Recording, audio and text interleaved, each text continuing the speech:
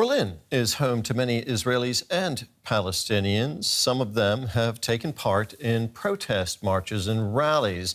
Others are calling for peaceful coexistence. These include the owners of a restaurant here in the German capital, an Israeli and a Palestinian who share a passion for food and friendship. The Conan restaurant in Berlin strives to set an example of togetherness and peace. This is our belief, this is our message, this is our wish to create more and more spaces that people can realize how much we are similar, how much we are shared with each other, and that will be the ground to start communicate in different way. Bonded by a shared love of hummus, co-owners Oz Ben David and Jalil Dabit opened Conan together 8 years ago. They offer meat-free dishes from their individual cultures, along with a shared goal: understanding between Israelis and Palestinians. Our philosophy in hummus and in food, like people, that you have to mix stuff together to get the really amazing stuff. Like everything by himself, it's very nice, but the real magic happens, it's when you have a bite of a bit of everything. But then came the Hamas terrorist attack against Israel. Like, you know, someone that is in pain and is kicking his friend and his friend is hugging him, that's what Jalil did. He was just standing there and he told me, I get you, I feel you. You want to close for a few days? Let's close for a few days. Jalil went back home to help out in his family's restaurant. But he was always there to provide comfort. Oz was really disappointed, was really like really crushed, and me too. Like I was crying like a baby for a few days, but I talked to Oz about this. When Israel started bombing Gaza, many marched in Berlin.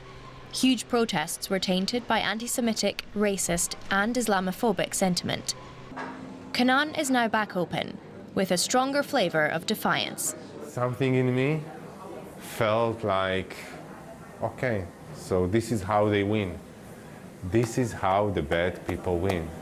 We start to get scared, we're shutting down ourselves, the good places, the places where people can sit together, and just handing them a winning reward, exactly the opposite of what I want. Conan's famous hummus and culture of understanding are now on the menu again, along with the hope for peace. Now, German President Frank-Walter Steinmeier has expressed deep concern over the security of Jewish life here in Germany. He brought together representatives of Jewish and Palestinian organisations, Palestinian Israeli entrepreneurs, as well as the Holocaust survivor Margot Friedlander. He condemned anti-Jewish sentiment that has been on the rise since October the 7th and said the protection of Jewish life was not just a reason of state, but an obligation of everyone living in Germany. Anyone who lives in this country or wants to live here must respect the rules of peaceful coexistence. They must be aware of our history. I recently said it at the Brandenburg Gate and I will repeat it today. Those living in Germany must know of Auschwitz concentration camp and extermination camp and the responsibility that arises from it. Protecting Jewish life in Germany is a state duty and a civic obligation. This applies to everyone living in our country. I'm convinced that we need to make that clearer than before. Mere lip service will not be enough in this time of terror and hatred.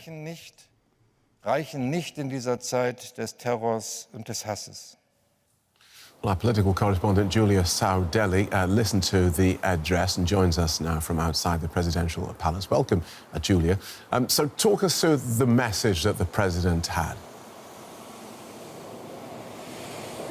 Yeah, he started speaking with addressing the terrorist attack that Hamas conducted against Israel, saying that this was a turning point for Israel itself, but also for the region and the world, and that there is no going back from this event. And then he moved on to address some of the tensions that have been building up in Germany since the conflict between Israel and Hamas in the Middle East. And he addressed the fact that on the one side, there has been a strong increase in anti-Semitic cases in Germany. There have been attacks against synagogues. There have been expressions of hate against Jews. And this is something that he said Germany will never condone in any case, whether the anti-Semitism is coming from the far right or whether it is coming from Islamist corners and other parts of society.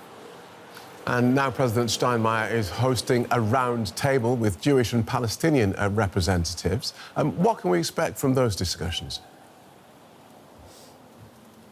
Well, these are all people who come from the Jewish or Israeli community and from the Muslim and Arab communities, and they are already involved in working in building a bridge between these communities and finding ways for a peaceful coexistence, for living peacefully together. For example, we have two people, an Israeli and a Palestinian, who run a restaurant together here in Berlin, or people who are involved, for example, a rabbi and an imam who are involved in social projects together. And we expect the discussion to focus exactly on this. How can these communities come together to overcome the tensions and be able to live peacefully in Germany?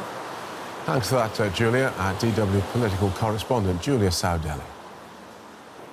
Our Middle East analyst, Shani Rozanes, is still with us. Welcome back, Shani. So, we heard President Steinmeier say that he's concerned with violence in the Middle East, which could threaten social peace here in Germany. So that's a real danger. Oh, yes, definitely. This conflict it brings so much emotion. So many people that are feeling that they have a stake in this conflict because they're immigrants. They're all coming from backgrounds that are connected somehow to Palestine, to the Arab world. Same goes with Israelis and Jews living in Germany. And we've seen the tension. We've felt it on the streets. I think anybody could feel that. You see testimonies around Europe, in the US. This is spilling far beyond the specific region. But I want to also hang on to one thing he said, that he realizes each side, among the people sitting in the table, there are people sharing the suffering of the other side. And we tend to forget that. We live in a world that is so polarized. Social media is, it's always so quick and so one-sided.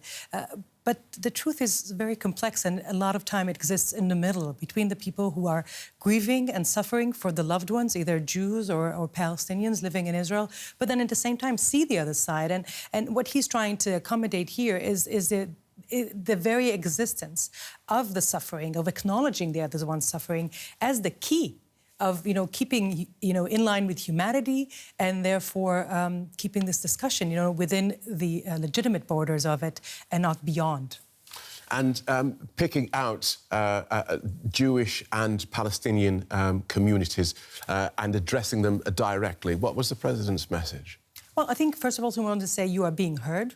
To both sides, you are being seen, but we also need to focus on the opportunities, not just the pain, not just the anger, not just the grief, but on the opportunities. Many of the people he introduced are couples that are working in coordination for a long time in order to facilitate interfaith, coexistent projects, educational projects, communal projects that try to show it is happening. It can happen if we stay away from the rhetorics that is so toxic and that is so polarizing.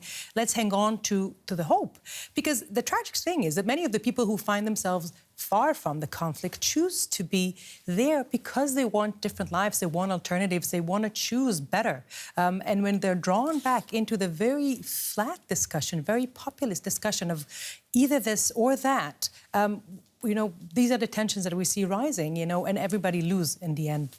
And the German government and state authorities in a difficult position as tensions increase. And we already see armed police outside Jewish institutions. And despite that, Jewish communities still saying they feel threatened. Yes, because, the fear it's not necessarily rational, but that there's the feeling is something has changed, and that is something that Steinmeier also acknowledges, that something in October 7th have changed in the whole perception of Israel. I mean, the way Israel has seen itself for so many years is that the deterrence effect is such that it serves as its biggest asset when it comes to defense. But Jews around the world also have felt that Israel, strong Israel is some sort of a policy, insurance policy for them, knowing that there's always a place for them to escape, but knowing there's a sort of a lobbyist, a strong player on the international arena that can support the causes for the Jews around the world. And what we've seen in the last month is that all these assumptions seem to have crumbled, and now there's a game to redefine what is it that still makes that keeps the strength and force of Israel and of the Jews around the world who have seen it as its beacon of protection. And so how is the German government doing then in walking this line? They're walking this line between honouring its historic responsibility for what happened to Jews in the past, with its very modern responsibility to ensure free speech and debate.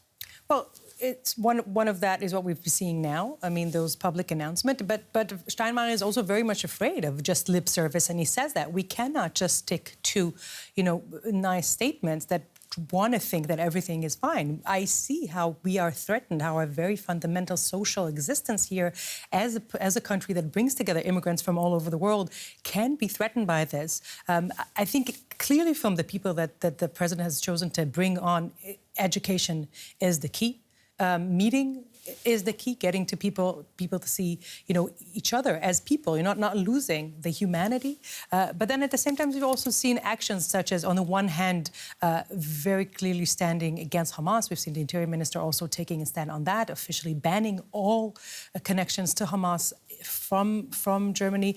But then still more and more allowing for Palestinians to demonstrate, to talk, to face their to bring out to public their fears, their concerns.